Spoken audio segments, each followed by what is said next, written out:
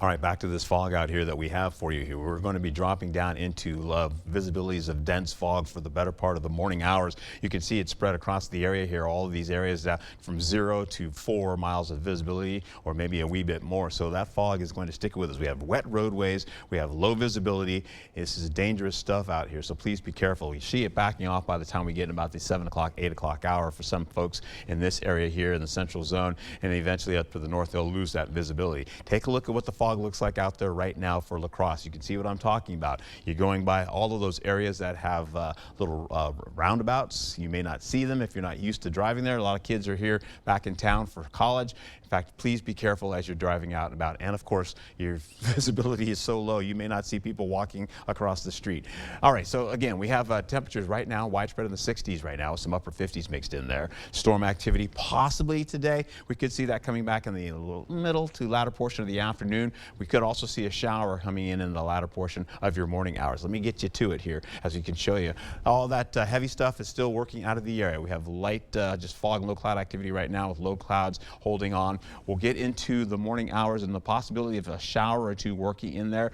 It may have an embedded storm associated with that, but it looks light and it looks like it's weakening as it hits La Crosse. We'll go back into the 1 o'clock hour where we could see storms start to move in, and they will last all the way to 3 o'clock as well as into the 5 o'clock as well. You see that coming along before they back off.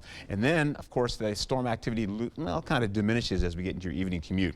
Once we get into dinner time and beyond, you're going to see maybe an isolated shower to finish out the night, and then we'll carry over all the way into Saturday with the potential for a little shower coming in for your early morning hours if you're going to play golf or heading out to go watch the kids play sports. You'll also see the possibility of a shower or two coming back for the afternoon around 2 o'clock, 3 o'clock. That continues on all the way into about 4 o'clock, 5 o'clock, and into the 7 o'clock hour. You may have a shower or two that may still kind of work in the area before it backs off and we go into clearing skies and much better weather for your weekend. Here's a look at the rainfall that we're going to pick up today, maybe a 1/4 of an inch here for La Crosse. We could see Eau Claire up to a 1/2 an inch, and Ladysmith a lot less, more so as you go over to the east.